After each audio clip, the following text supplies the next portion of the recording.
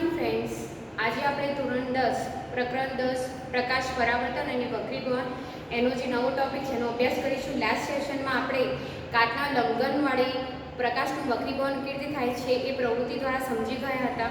આપાત કોણ, વક્રીભૂત કોણ, ક્યાં બને છે એ પણ આપણે જોઈ ગયા, બરાબર ને. ત્યારબાદ વક્રીભવનાંક કોને કહેવાય? વક્રીભવનાંકમાં શું હોય છે કે જ્યારે માધ્યમમાં પ્રકાશનું કિરણ, પ્રકાશનું ત્રાસુ કિરણ જ્યારે બે માધ્યમની જોડમાંથી પસાર થાય એટલે શું થાય છે? થોડું પાર્શ્વીય સ્થાનાંતર, એટલે પ્રકાશના કિરણનું પાર્શ્વીય સ્થાનાંતર થતું હોય છે. એટલે કે પરિવર્તનની માત્રાને શું કહેવાય છે? એને વક્રીભવનાંક કહે છે. વક્રીભવનાંકનું જે સૂત્ર છે એ પણ આપણે જોઈ ગયેલા. જ્યારે હવામાં માધ્યમ, પહેલું માધ્યમ જ્યારે હવામાં માધ્યમની એટલે કે પ્રકાશની ઝડપ અથવા બીજું કોઈ માધ્યમ હોય સેકન્ડ માધ્યમ તરીકે, ત્યારે શૂન્યાવકાશમાં અથવા હવામાં પ્રકાશની ઝડપ ભાગ્યા માધ્યમમાં પ્રકાશની ઝડપ, એને આપણે નિરપેક્ષ વક્રીભવનાંક કહેતા હોઈએ છીએ. તો નિરપેક્ષ વક્રીભવનાંક આપણે કોષ્ટકમાં જોઈ ગયેલા. જુદા જુદા દ્રવ્યના વક્રીભવનાંકના મૂલ્યો આપ્યા છે. તો વક્રીભવનાંક જેમ દ્રવ્યનો વક્રીભવનાંક વધુ તેમ પ્રકાશીય ઘનતા પણ કેવી? વધુ. ઉદાહરણ તરીકે હીરાનું વક્રીભવનાંક વધુ છે. બાકી બધા દ્રવ્યો કરતાં હીરાનું વક્રીભવનાંક વધુ છે. તો અહીંયા શું થશે કે જ્યારે પ્રકાશનું કિરણ હીરામાં જાય છે એટલે કે એનું વક્રીભવન, પ્રકાશના કિરણનું વક્રીભવન વધુ માત્રામાં થતું જોવા મળતું હોય છે, બરાબર. અહીંયા શું થાય? હીરામાં જ્યારે પ્રકાશનું કિરણ જાય તો વક્રીભવન સૌથી વધારે પ્રમાણમાં થાય છે. એટલા માટે પ્રકાશ એટલે કે વક્રીભવનાંક વધુ તેમ પ્રકાશીય ઘનતા પણ વધુ હોય છે. અને જેમ વક્રીભવનાંક ઓછો હોય, કોઈ દ્રવ્યનો વક્રીભવનાંક ઓછો હોય, ધેટ મીન્સ કે ત્યાં પ્રકાશીય કિરણનું વક્રીભવન ઓછા પ્રમાણમાં થાય. જેમ વક્રીભવનાંક ઓછો તેમ પ્રકાશીય ઘનતા પણ ઓછી, બરાબર. જેમ વક્રીભવનાંક ઓછો તેમ પ્રકાશીય ઘનતા પણ ઓછી. તો હવાનું માધ્યમ છે એનો વક્રીભવનાંક ઓછો છે. તો ત્યાં શું થાય કે અહીંયા જ્યારે હવાના માધ્યમમાં પ્રકાશના કિરણો દાખલ થાય ત્યારે એનું વક્રીભવન ઓછા પ્રમાણમાં થાય છે બાકી બધાની કમ્પેરિઝન. ઓકે. અને આ ઉપરાંત તમને મેં ઘટ્ટ માધ્યમ અને પાતળું માધ્યમ પણ કીધેલું. પ્રકાશીય રીતે ઘટ્ટ માધ્યમ એટલે કે જેમાં વક્રીભવનાંક વધુ પ્રમાણમાં થાય. હવે ઉદાહરણ તરીકે કાચ છે, એ પ્રકાશીય ઘટ્ટ માધ્યમ કહેવાય. કોની સાપેક્ષે? પાણીની સાપેક્ષે. કાચ અને પાણી લો તો એમાં કાચનું વક્રીભવનાંક પાણી કરતાં વધુ છે. એટલે કાચ પ્રકાશીય દ્રષ્ટિએ વધુ ઘટ્ટ માધ્યમ છે. એટલા માટે શું થાય કે ત્યાં પ્રકાશનું વક્રીભવન પાણી કરતાં વધુ પ્રમાણમાં થાય, બરાબર ને. એટલે કે જેમ વક્રીભવનાંક વધુ, આ શબ્દો યાદ રાખવાના છે. પ્રકાશીય ઘનતા પણ વધુ, ત્યાં વક્રીભવન વધુ પ્રમાણમાં થતું હોય છે. અને આવું જે વક્રીભવનાંક જે દ્રવ્યનું વધુ હોય એ પ્રકાશીય દ્રષ્ટિએ પણ કેવું હોય છે? ઘટ્ટ માધ્યમ છે કહી શકે ને. આપણા શબ્દો એક સાથે સંકળાયેલા છે. જેમ દ્રવ્યનું વક્રીભવનાંક વધુ તેમ એ માધ્યમ એટલે કે તે દ્રવ્ય પ્રકાશીય દ્રષ્ટિએ ઘટ્ટ માધ્યમ કહી શકાય. અને જેમ વક્રીભવનાંક ઓછો, બરાબર, એવું માધ્યમ એ દ્રવ્ય કેવું હોય છે? પ્રકાશીય દ્રષ્ટિએ કેવું માધ્યમ થશે? પાતળું માધ્યમ થશે, બરાબર. તો આ શબ્દો યાદ રાખવાના છે. ઓકે. હવે પ્રકાશીય ઘટ અને પાતળું માધ્યમ તમે સમજી ગયા છો. તો ઘટ્ટ માધ્યમમાં પ્રકાશનું કિરણ આપણે કાચના લંઘનમાં શું થયું? જ્યારે હવાના માધ્યમમાંથી કાચના લંઘનમાં પ્રકાશનું કિરણ ગયું તો ઘટ્ટ માધ્યમમાં દાખલ થાય પાતળા માધ્યમમાંથી, તો પ્રકાશનું કિરણ લંબ તરફ વાળવું પડે છે. કિરણ આમાં હતું ને. અને ઘટ્ટ માધ્યમમાંથી પાતળા માધ્યમમાં જાય તો પ્રકાશનું કિરણ લંબથી દૂર જાય છે. કાચના લંઘનની આકૃતિ જોયેલી ને આપણે, તો એના પરથી આપણને ખબર પડે છે. ઓકે. હવે આના જે લગતા પ્રશ્નો છે ઇન્ડેક્સના પેજ નંબર 176 ઉપર એ કાઢો તમે. એમાં પ્રશ્ન 1 છે કે હવામાં ગતિ કરતું પ્રકાશનું કિરણ પાણીમાં ત્રાંસુ પ્રવેશે છે. શું પ્રકાશનું કિરણ લંબ તરફ વાંકું વળશે કે લંબથી દૂર જશે? કેમ? તમારે સમજાવવાનું છે. હવે અહીંયા હવામાં પ્રકાશનું કિરણ ગતિ કરે છે અને ક્યાં દાખલ થાય છે? પાણીમાં ત્રાંસુ પ્રવેશે છે. તો લંબ તરફ વાંકું વળશે કે લંબથી દૂર જશે? ભાઈ અહીંયા હવાનું માધ્યમ છે અને પાણીનું માધ્યમ છે. તો પ્રકાશની દ્રષ્ટિએ વધુ ઘટ્ટ માધ્યમ કયું કહેવાય? પાણી કહેવાય. તો પ્રકાશની દ્રષ્ટિએ આ કેવું છે? ઘટ્ટ માધ્યમ છે હવા કરતાં. તો એનો વક્રીભવનાંક પણ કેવો છે? વધુ છે. હવાની સાપેક્ષે પાણીનો વક્રીભવનાંક વધુ છે. એટલા માટે હવામાંથી પાણીમાં જ્યારે પ્રકાશનું ત્રાંસુ કિરણ દાખલ થશે તો પ્રકાશની દ્રષ્ટિએ ઘટ્ટ માધ્યમ હોવાથી તેમજ તેનો વક્રીભવનાંક પણ વધુ હોવાથી પ્રકાશનું કિરણ લંબ તરફ વાંકું વળે છે. લંબ તરફ વાંકું વળે છે. સમજાવી દીધું? અહીંયા શું થયું? પાતળા માધ્યમમાંથી ઘટ્ટ માધ્યમમાં જાય એટલે પ્રકાશનું કિરણ લંબ તરફ વાંકું વળે છે. સમજાઈ ગયું કારણ? ક્વેશ્ચન 2. પ્રકાશ હવામાંથી 1.50 વક્રીભવનાંક ધરાવતી કાચની પ્લેટમાં પ્રવેશે છે. પહેલા ક્વેશ્ચન સમજી લો.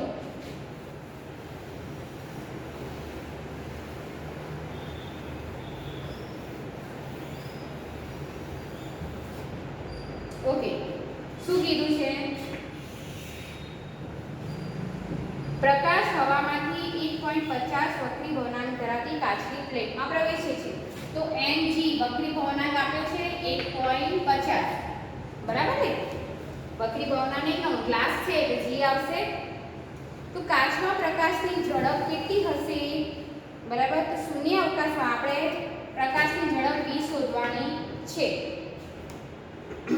અને શૂન્ય અવકાશમાં પ્રકાશની ઝડપ કેટલી છે? 3 × 10⁸ મીટર પ્રતિ સેકન્ડ. તો અહીંયા આપણે વક્રીભવનાંક સૂત્ર કાલે જોઈ ગયા ને, mg c/v. બરાબર ને? તો અહીંયા આપણે શું શોધવાનું છે કે આ જે વેગ છે કાચમાં પ્રકાશની ઝડપ, કાચમાં પ્રકાશની ઝડપ આપણે આ શોધવાની છે. તો મૂલ્ય મૂકી દઈએ. mg કેટલા છે? 1.50. c કેટલું આપ્યું છે? શૂન્ય અવકાશમાં પ્રકાશની ઝડપ કેટલી છે? 3 × 10⁸. બરાબર ને? મીટર પ્રતિ સેકન્ડ. તો 3 × 10⁸ ડિવાઇડેડ બાય v. કાચમાં પ્રકાશની ઝડપ ભાગ ઉપર જશે. 3 × 10⁸ ડિવાઇડેડ બાય 1.5. તો શું આવશે ભાઈ? 1.5 છે. 10 ઉપર લઈ જઈએ. 15 × 30. તો 20 10 × 20 × 10⁸ મીટર પ્રતિ સેકન્ડ એનો જવાબ આપણને મળશે. તો કાચમાં પ્રકાશની ઝડપ કેટલી થશે? 20 × 10⁸ મીટર પ્રતિ સેકન્ડ. ઓકે?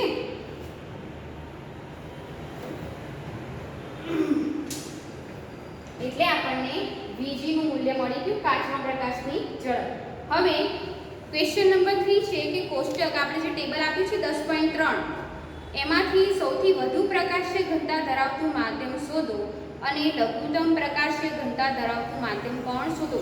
વધુ પ્રકાશીય ઘનતા ધરાવતું માધ્યમ એટલે કે જેનો વક્રીભવનાંક વધુ હોય એ સૌથી વધુ પ્રકાશીય ઘનતા ધરાવે. બરાબર. તો સૌથી વધારે વક્રીભવનાંક કોનો છે? અહીંયા જોઈ લો. દ્રવ્ય માધ્યમમાં હીરાનો 2.42 છે.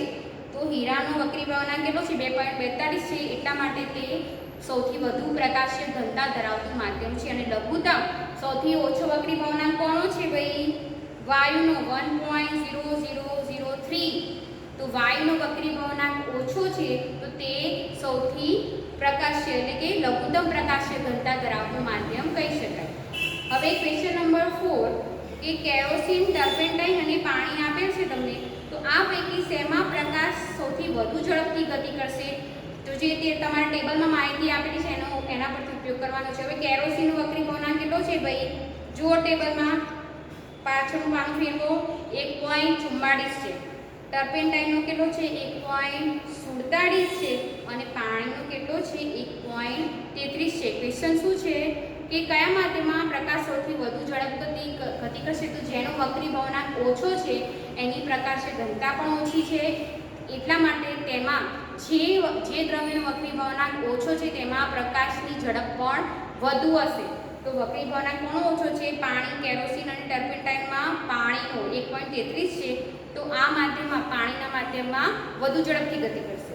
ઓકે, હીરાનો વક્રીભવનાંક 2.42 છે. તો આ વિધાનનો શું અર્થ થાય? હવે હીરાનો વક્રીભવનાંક 2.42 છે એટલે કે તે બાકીના દ્રવ્યની કમ્પેરિઝનમાં એનો વક્રીભવનાંક વધુ હોય છે. તો એ માધ્યમ કેવું છે? પ્રકાશીય ઘનતા વધુ છે અને માધ્યમ ઘટ્ટ માધ્યમ, પ્રકાશની દ્રષ્ટિએ ઘટ્ટ માધ્યમ છે. એટલા માટે હીરામાં જ્યારે પ્રકાશનું ત્રાંસુ કિરણ દાખલ થાય તો વક્રીભવન, પ્રકાશના કિરણનું વક્રીભવન વધુ પ્રમાણમાં જોવા મળે છે. બરાબર? ઓકે, હવે આપણે જે પાઠ્યપુસ્તકમાં હવે જે નેક્સ્ટ ટોપિક છે, આપણે અત્યાર સુધી ગોળી અરીસા વિશે બધું સમજી ગયા. બરાબર? ગોળી અરીસા વડે થતા પરાવર્તન કેવી રીતે થાય છે, અંતર્ગોળ અરીસામાં, બહિર્ગોળ અરીસામાં, અરીસાનું સૂત્ર, મોટવણી સમજી ગયા.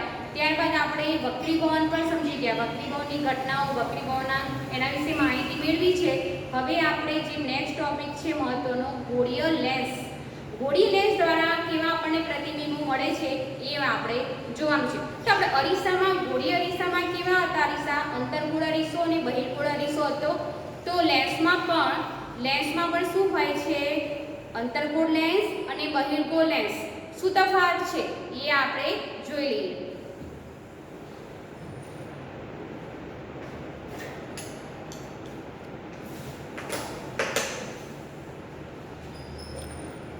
ઓકે વિદ્યાર્થી મિત્રો, અહીં તમે જે લેન્સ જુઓ છો એટલે બંને બાજુ પારદર્શકની સપાટી જોવા મળે છે અહીંયા.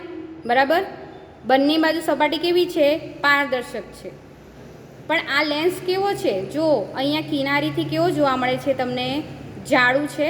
કિનારીથી કેવું છે? એનો વ્યાસ કેવો છે? જાડું ધરાવે છે. અને મધ્યમાં કેવું હોય છે? પતલો જોવા મળે છે. બરાબર? અહીંયા મધ્યમાં તમે ટચ કરશો તો તમને વચ્ચેથી કેવો જ દેખાય છે? પતલો છે અને કિનારીએથી જાડો જોવા મળે છે. તો આ જે લેન્સ છે એ અંતર્ગોળ લેન્સ છે આપણો.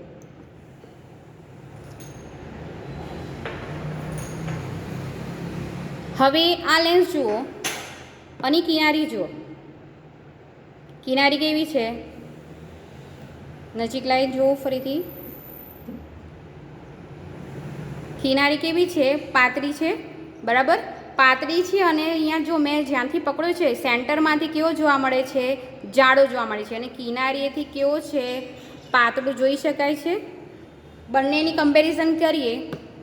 ઓકે, જુઓ અંતર્ગોળ લેન્સમાં કેવું છે? તમને કેવી રીતે ખબર પડશે અંતર્ગોળ લેન્સ ને બહિર્ગોળ લેન્સ ક્યાં છે ભાઈ? આ જે લેન્સ છે એનું તમે જુઓ કિનારીએથી જાડો છે અને વચ્ચેથી કેવો છે? સેન્ટરમાંથી તમે પકડશો પાતળો જોવા મળશે.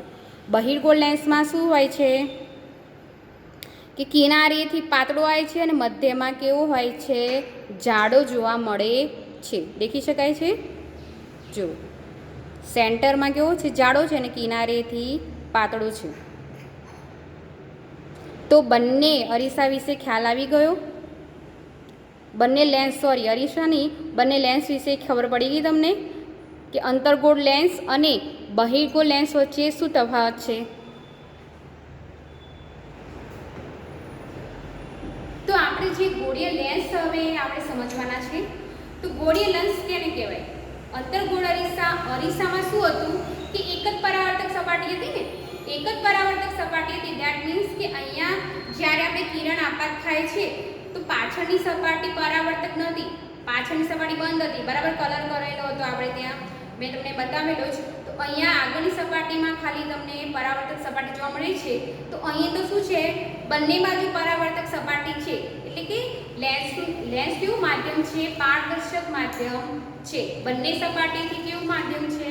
પારદર્શક માધ્યમ છે. તો આવા પ્રકારના દ્રવ્યને શું કહેવાય છે? લેન્સ કહેવાય છે, કે જે બંને સપાટીથી પારદર્શક માધ્યમ છે, જેમાંથી પ્રકાશનું કિરણ પસાર થઈ શકે છે આરપાર. બરાબર ને?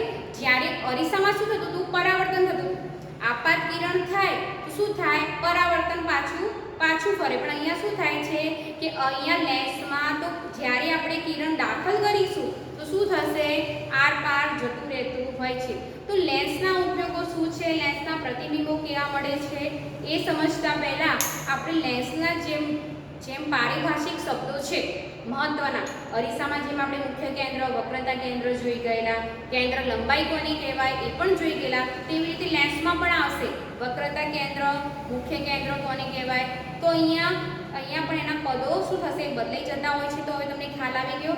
આ જે લેન્સ છે જે વચ્ચેથી જાડો છે બહિર્ગોળ લેન્સ છે અને આ કેવો લેન્સ છે? અંતર્ગોળ લેન્સ છે. હવે મેં જે તમને બતાવ્યા લેન્સ એ બંને સપાટીથી કેવા છે? વક્ર છે. બંને સપાટીથી વક્ર જોવા મળે છે. એટલે કે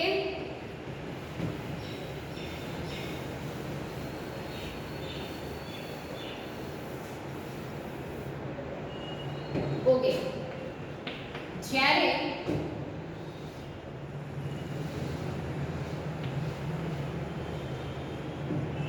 આવું પારદર્શક માધ્યમ દોરું કે જેની બંને સપાટીઓ પરાવર્તક છે. બંને સપાટીઓ કેવી છે? અંદરની ઉપરની તરફ ઉપસેલી છે કે જે દ્રવ્યની અથવા જે લેન્સની બંને સપાટીઓ બહારની તરફ ઉપસેલી છે, બહારની તરફ ઉપસેલી છે, તો એવા લેન્સને દ્વિબહિર્ગોળ લેન્સ કહેવાય. દ્વિબહિર્ગોળ લેન્સ કહેવાય છે. બરાબર? હવે આવું પણ હોઈ શકે ભાઈ, એક જ સપાટી ખાલી ઉપસેલી હોય, એક જ સપાટી ઉપસેલી હોય અને બીજી તો સમતલ હોય. એક જ સપાટી ઉપસેલી હોય તો આવો લેન્સ એક જ કહેવાય. એક જ એટલે કે બહિર્ગોળ લેન્સ, સાદો બહિર્ગોળ લેન્સ કહેવાય. જ્યારે બંને સપાટીઓ ઉપસેલી હોય બહારની તરફ તો આ કયો છે? દ્વિબહિર્ગોળ લેન્સ. તો એવી રીતે અંતર્ગોળ લેન્સની વ્યાખ્યા થશે. દ્વિઅંતર્ગોળ લેન્સની કેવી થશે ભાઈ? અંતર્ગોળ લેન્સની બંને સપાટીઓ, જે લેન્સની બંને સપાટીઓ અંદરની તરફ વક્રાકાર જોવા મળે, જે લેન્સની બંને સપાટીઓ અંદરની તરફ વક્રાકાર જોવા મળે એવા લેન્સને દ્વિઅંતર્ગોળ લેન્સ કહેવાય છે.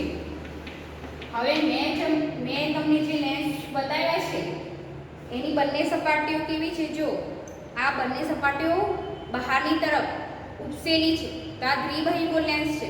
અને આ કેવું છે? અહીંયા અંતર્ગોળ લેન્સ. એટલે બંને જે સપાટીઓ છે અંદરની તરફ વક્રાકાર જોવા મળે છે એટલા માટે મધ્યમાંથી કેવો છે? પતલો છે. તો ખ્યાલ આવી ગયો. લેન્સ કોને કહેવાય? દ્વિબહિર્ગોળ લેન્સ. અને દ્વિઅંતર્ગોળ લેન્સ કોને કહેવાય?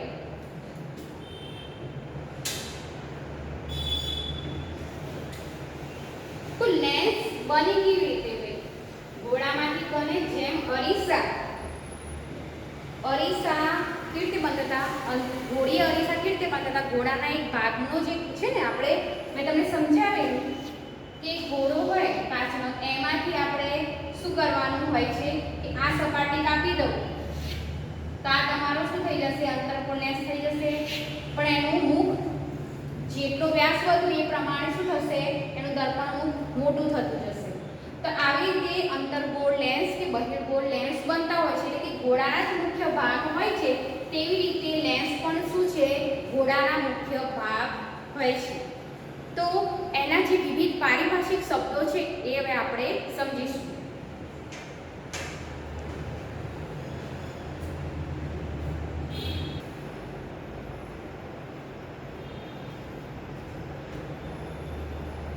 વિદ્યાર્થી મિત્રો, હવે આપણે જે લેન્સના પારિભાષિક શબ્દો છે એ આપણે સમજી લઈએ. બરાબર? તો પહેલો પારિભાષિક કયો છે? વ્યાખ્યા પ્રકાશ્ય કેન્દ્ર.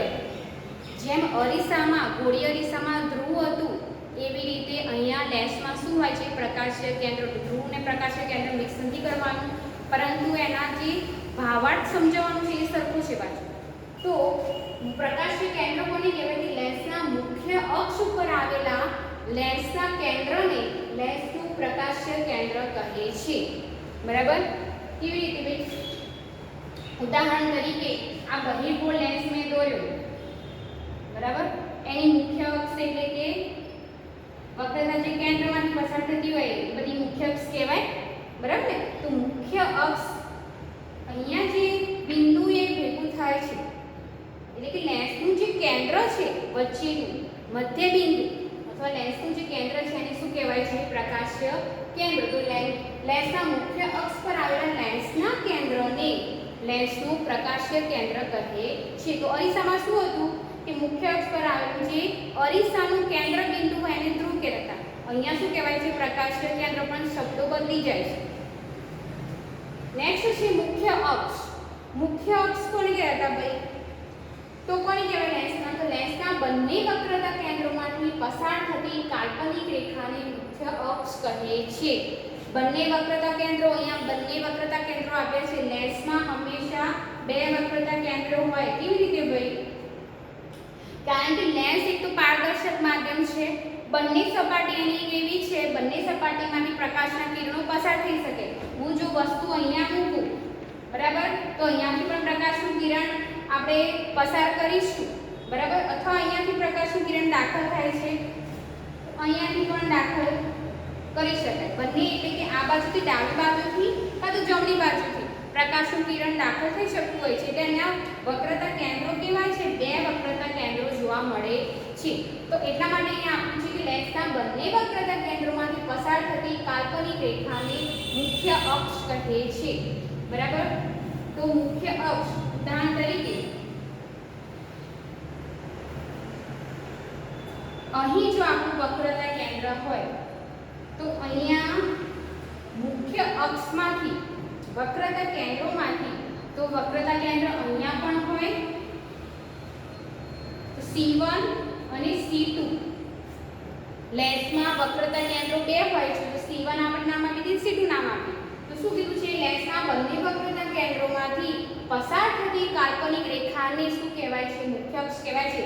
તો આપણે મુખ્ય અક્ષ જોઈ નથી શકતા, બરાબર. આપણે પણ ધારવાની છે કે ભાઈ આપણે ધારો કે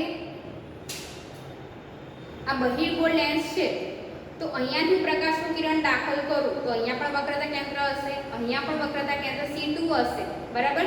તો વક્રતા કેન્દ્રમાંથી પસાર થતી મુખ્ય અક્ષ પસાર થતી રેખાને કાલ્પનિક રેખાને મુખ્ય અક્ષ કહેવાય છે.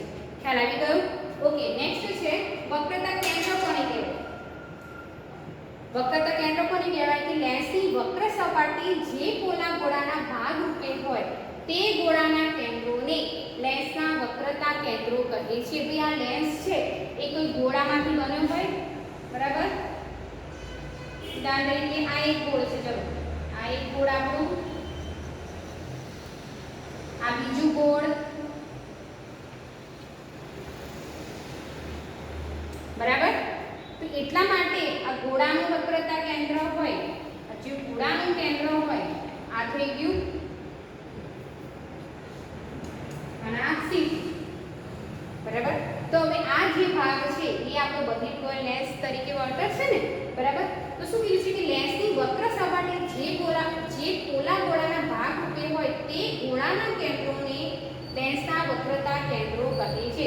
તો આ ગોળામાંથી લેન્સ બન્યો તો આ એક ગોળો છે ને આ બીજો ગોળો છે, એમાંથી આપણે લેન્સ બનાવ્યો તો એનું જે કેન્દ્ર છે એક આ કેન્દ્ર થયું અને બીજું કેન્દ્ર આ થયું, બરાબર. કે એ ગોળાના કેન્દ્રોને લેન્સના વક્રતા કેન્દ્રો કહે છે. ખ્યાલ આવી ગયો? ઓકે. મુખ્ય કેન્દ્ર કોને કહેવાય છે? તો બહિર્ગોળ લેન્સના મુખ્ય અક્ષે સમાંતર કિરણો આપાત કરતા આ કિરણો વક્રીકોણ પામી મુખ્ય અક્ષના જે બિંદુએ કેન્દ્રિત થાય તે બિંદુને બહિર્ગોળ લેન્સનું મુખ્ય કેન્દ્ર કહે છે.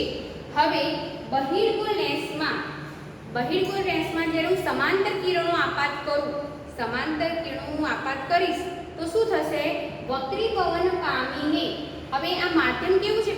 અરીસામાં શું થતું હતું? પરાવર્તન થતું હતું. હું એ કિરણ અરીસામાં આપાત કરું તો પરાવર્તન થાય, રિફ્લેક્ટ થતું હતું. અહીંયા શું થાય છે? વક્રીભવન થશે ને. વક્રીભવનનો તમને ખ્યાલ છે, હવાનું એ પાતળું માધ્યમ છે અને આ કયું માધ્યમ છે? પારદર્શક માધ્યમમાં છે. તો પારદર્શક માધ્યમમાં પ્રકાશનું કિરણ પસાર થઈ શકે, પણ અહીંયા ઘટ્ટ માધ્યમ છે એટલે શું થશે? કાચનું માધ્યમ કેવું છે? ઘટ્ટ છે. તો અહીંયા શું થશે? પ્રકાશના કિરણો જ્યારે તમે દાખલ કરશો તો વક્રીભવન પામશે. તો વક્રીભવન પામીને શું થશે? મુખ્ય અક્ષના જે બિંદુએ કેન્દ્રિત થાય તે બિંદુને બહિર્ગોળ લેન્સનું મુખ્ય કેન્દ્ર કહે છે. આકૃતિ દ્વારા સમજી લઈએ થોડું.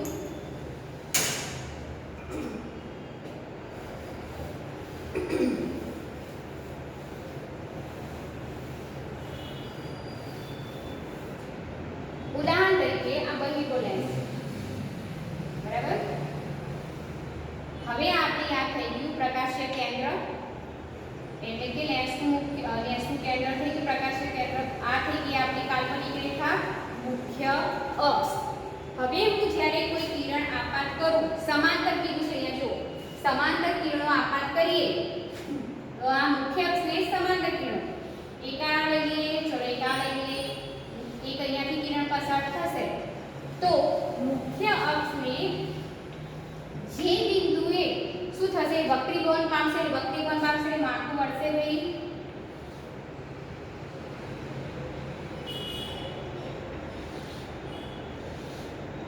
બરાબર. તો જે બિંદુએ મુખ્ય અક્ષના જે બિંદુએ કેન્દ્રિત થાય, અહીંયા કેન્દ્રિત થશે, બરાબર. આ બિંદુએ શું થશે? કેન્દ્રિત થાય છે. તે બિંદુને બહિર્ગોળ લેન્સનું મુખ્ય કેન્દ્ર કહે છે.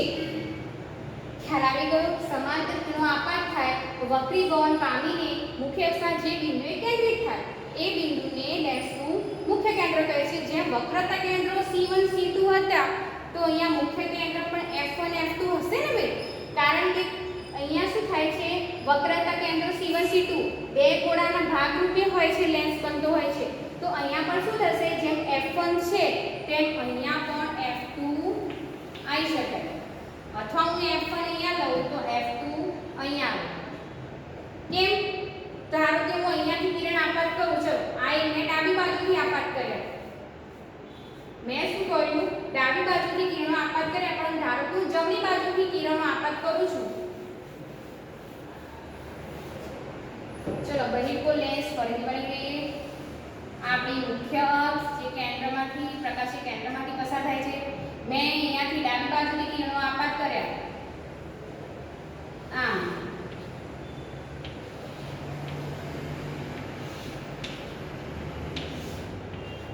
હવે શું થશે? મુખ્ય અક્ષે સમાંતર કિરણો આપાત કર્યા તો મુખ્ય અક્ષના જે બિંદુએ કેન્દ્રિત થાય,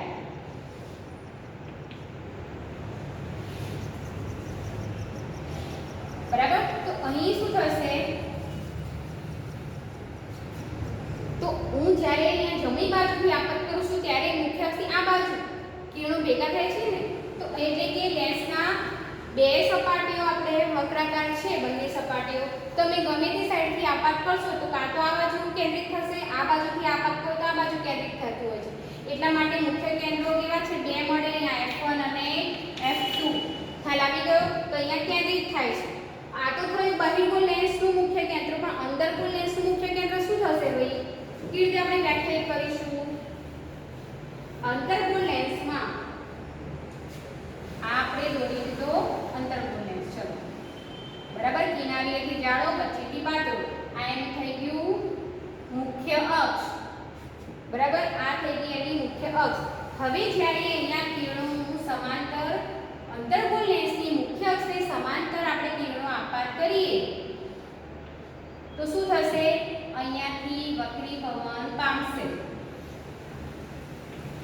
અને શું થશે કે મુખ્ય અક્ષને આગળ એક બિંદુએથી વિકેન્દ્રિત થતા હોય એવો ભાસ થતો હોય છે.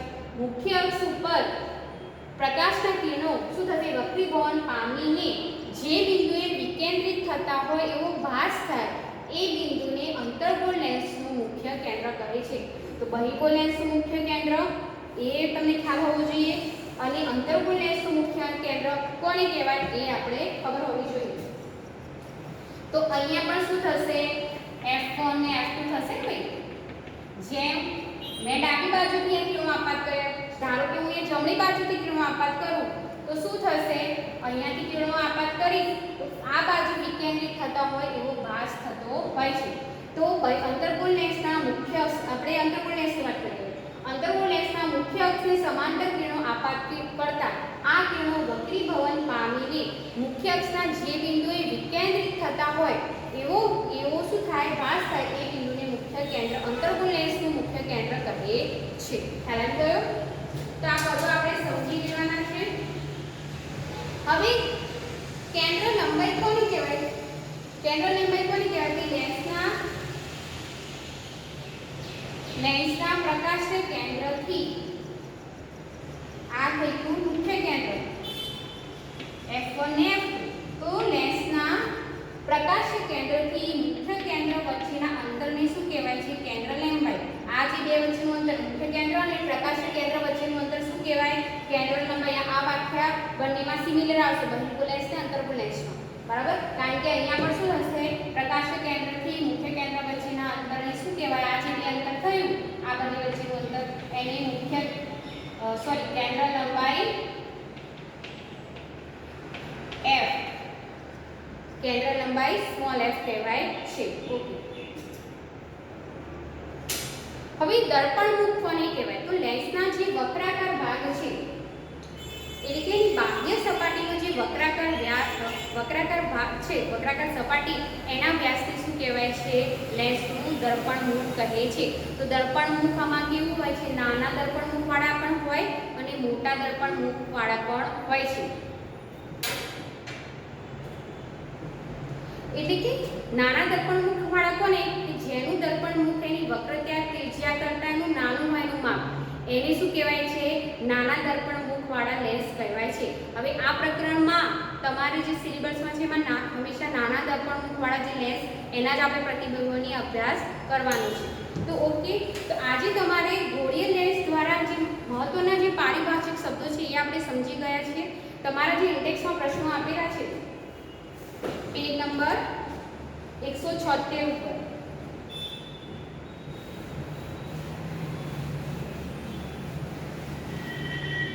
પેજ નંબર 176 ઉપર શું કરવાનું છે? જે ઇન્ડેક્સના પ્રશ્નો મેં સોલ્વ કરાવ્યા છે એ તમારે લખવાના છે હોમવર્કમાં. અને જે લેન્સના પારિભાષિક શબ્દો છે તો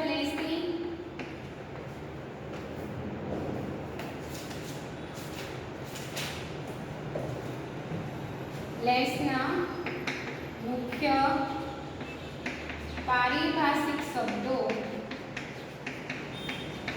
એની વ્યાખ્યા તમારે હોમવર્કમાં કરવાની છે, તૈયાર કરવાની છે. કારણ કે આના પછીના સેશનમાં આપણે જે પ્રતિબિંબો મળશે એ શોધવાનું છે. એના પહેલા તમને ખબર હોવી જોઈએ મુખ્ય કેન્દ્ર કોને કહેવાય લેન્સનું, વક્રતા કેન્દ્ર કોને કહેવાય, બરાબર? પછી મુખ્ય અક્ષ કોને કહેવાય? આ શબ્દો ખબર હશે તો પ્રતિબિંબો તમને ખબર પડશે ક્યાં મળે છે. તો આ શબ્દો, પારિભાષિક શબ્દો તમારે તૈયાર કરવાના છે, બરાબર? અને પેજ નંબર 176 ના પ્રશ્નો તમારે હોમવર્કમાં કરવાના છે. તો આજના સેશન માટે આટલું જ. ફરી નેક્સ્ટ સેશનમાં મળીએ. બાય. Thank you.